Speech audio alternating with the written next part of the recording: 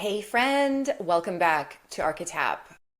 This is for February 13th through the 18th, but come back to this episode anytime if the topic itself is useful, right? So I'm glad you're here. We're stepping into this new 6-day window.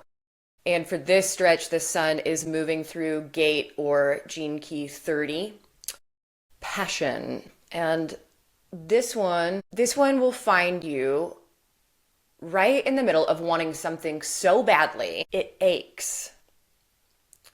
And on top of that, you're not entirely sure about what to do with that ache. If you've been feeling a low grade hunger that doesn't have a clear object at the other end, if you've been chasing something, a relationship or a feeling or a version of your life, getting close but not quite landing, and if your desires kind of feel like it's dragging you instead of guiding you, nothing's gone wrong. Gate 30 is showing you the nature of desire itself, not your desire as a personality flaw, but desire as a fundamental feature of being human. There is an ache that comes with that says something along the lines of, there's got to be something more than this. And it's also asking, what if the fire isn't the problem, but the fuel is that's burning? 30 is called passion or desire or the clinging fire, depending on the system that you're using. And I want to name the traditional I Ching title right away because it's so good. The clinging fire. Fire does cling.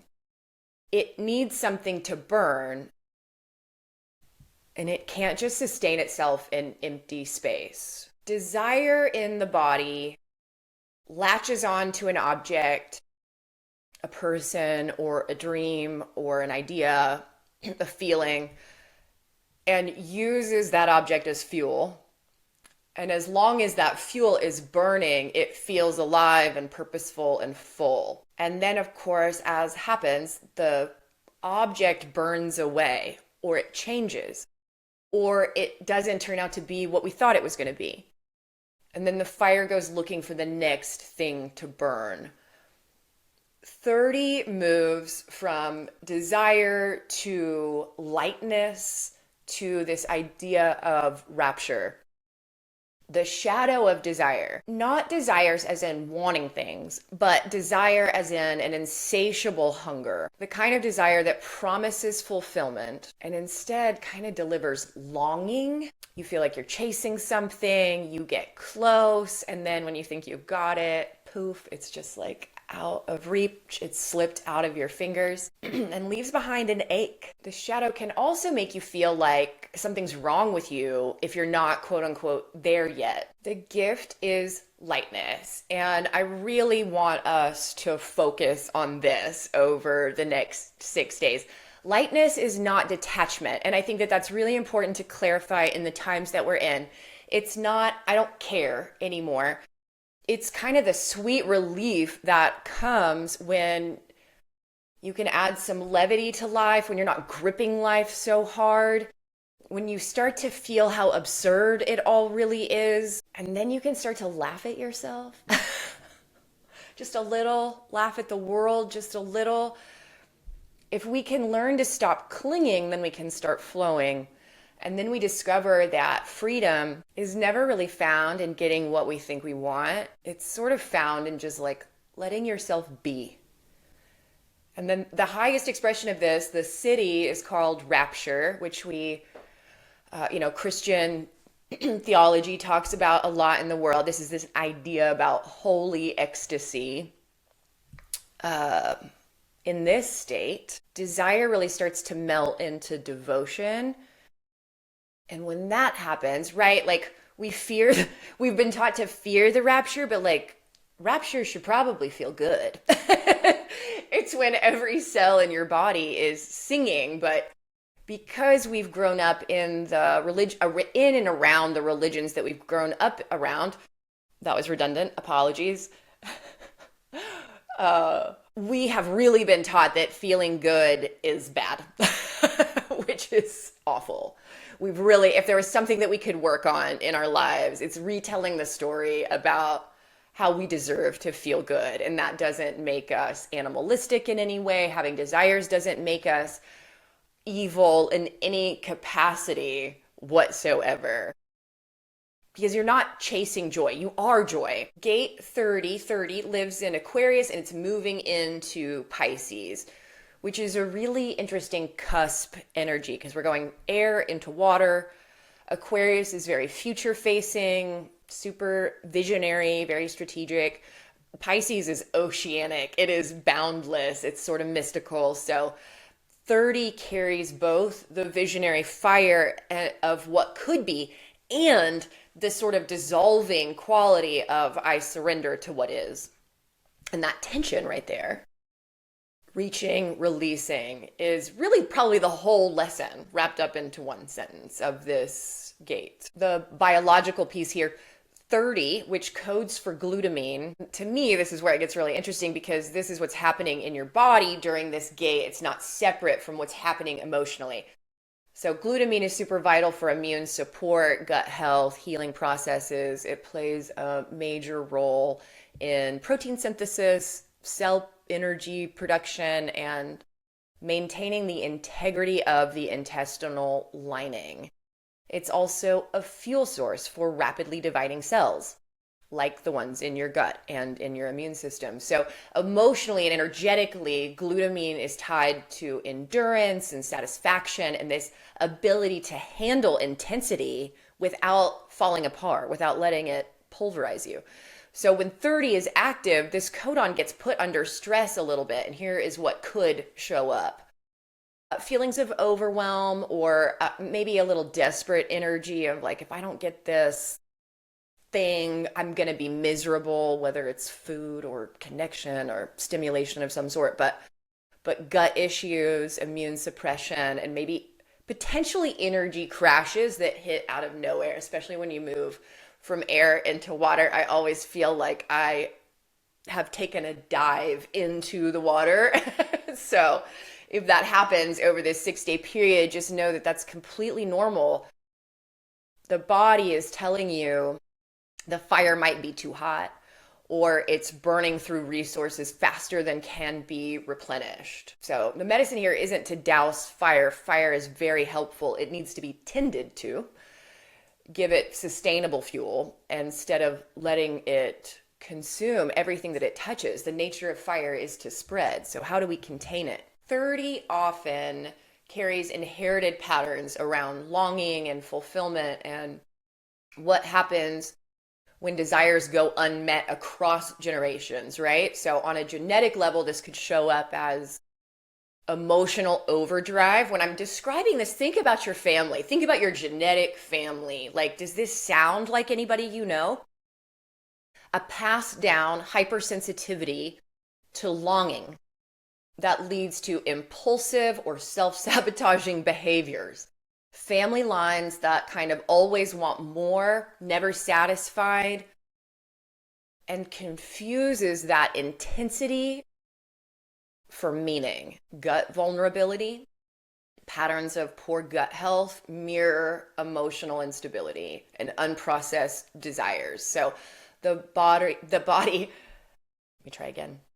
The body that literally cannot digest life experiences because the emotional system never learned how to process it first. Or an idea around inherited unfulfilled dreams, generations of unmet desires, this kind of quiet yearning that runs under the surface for something that they're probably never going to or never did attain. And if your ancestors lived in chronic lack or chronic longing or chronic not yet, you end up carrying that ache as if it was your own. It feels like it's yours. So now from an ancestral level, so epigenetic, cultural conditioning means that you might be holding on to what I call never enough syndrome. It's where cultural narratives glorify constant striving while shaming contentment. Again, goes back to the religions we grew up in and around. Messages that come that rest is lazy, that wanting anything is weak, and that you should want more, but also be ashamed about how much you want.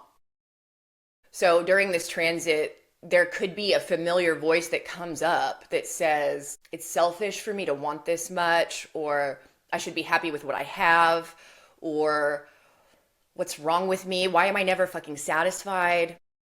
That is not the truth. And it should feel bad in your body immediately, but we're so used to feeling bad that we don't even notice it. We just run right over it, and then we tend to numb it on top of the program that is running there, right? So that's a lineage running on old programming. So the lesson of 30 here is learning to want and have desires without being consumed by them. To feel desire as information rather than a verdict of your worth by your output. So this could, over the next few days, feel like an unmet hunger, unnamed hunger, or you feel like you're chasing energy. Fire is looking for something to cling to. So here's how this could show up in real life. In your relationships, you might find yourself wanting more from someone than they're currently giving you, more closeness or reassurance or proof that you matter.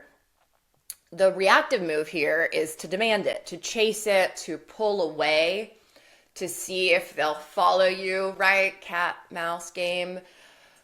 The move here, though, is to ask yourself what you're actually hungry for. Is it really this person, or is it the feeling that you think that this person it represents or is going to give you? In work and output, you might feel on fire with an idea, burning to get it done, and then hit a wall and lose momentum.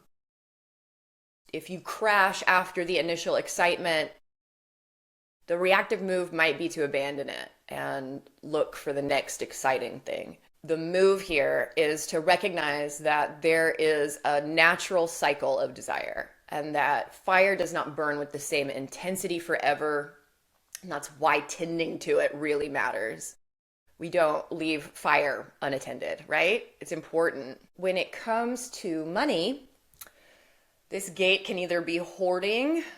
If I keep it safe, I won't feel the lack, or it could be impulsive spending, chasing feelings of abundance. Both are the same root pattern, right? Both are using external things to regulate an internal state. The invitation here is, what would it feel like to be okay before the purchase? What would it feel like to be okay before I got the reassurance, before the thing that I think I need, that I'm reaching for, right?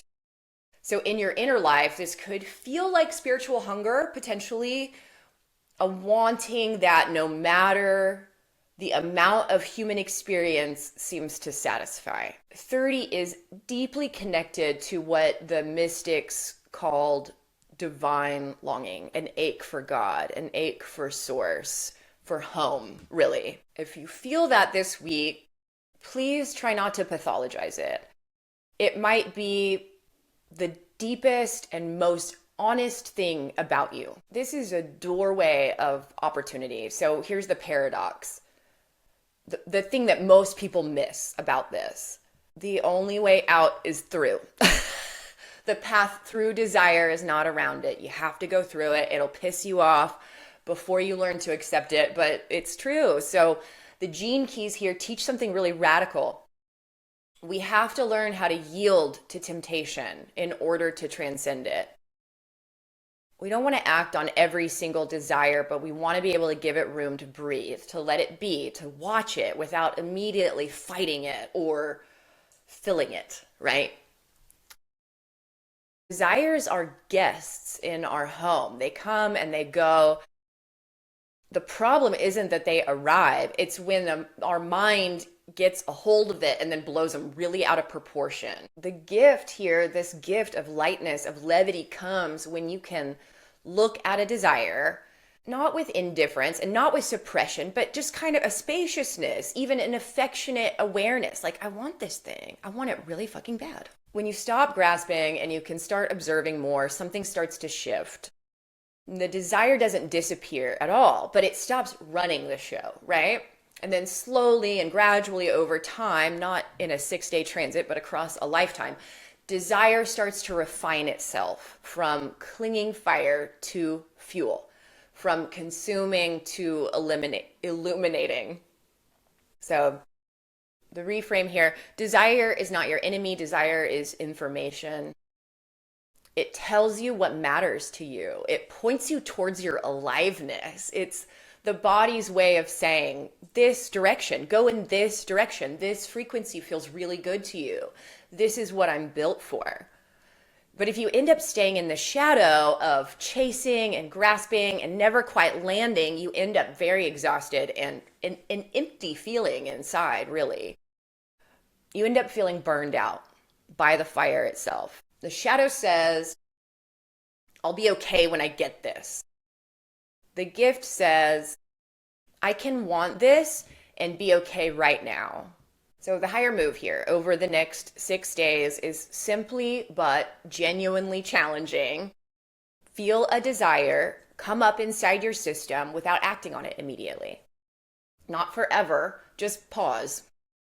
Try your best to let it be present. Try to figure out what it's actually asking for. So this is what that could look like in practice. First, notice the want before you move toward it. Just take a beat.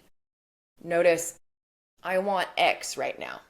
That's it. And then second, move into your body, your meat suit, the physical experience. Where is this living in your physical body? This can be really challenging for a lot of us because we're so cut off from the neck down. So do the very best you can and really go with the first thing that comes to mind. Do I feel this in my gut and in my chest? Is it a weird thing in my throat? Does my foot start tapping weird? Like, let it be physical for a moment without any story.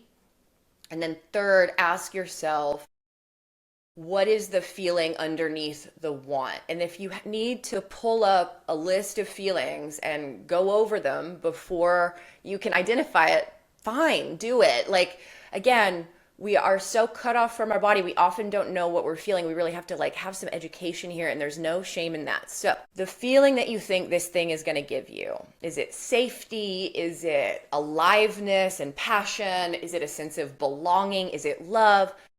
And then fourth, see if you can give yourself a small version of it, of that feeling right now, without having the external thing. I think that is really the practice there. That's how the fire becomes fuel instead of wildfire and starts spreading everywhere and potentially hurting other people in the process, right? Okay. We are moving into the tapping. That's a little bit about how this shows up genetically, epigenetically, what to look for over the next 6 days. So now we're going to do a little tapping to integrate all of this. So meet me in episode B, and I will see you shortly.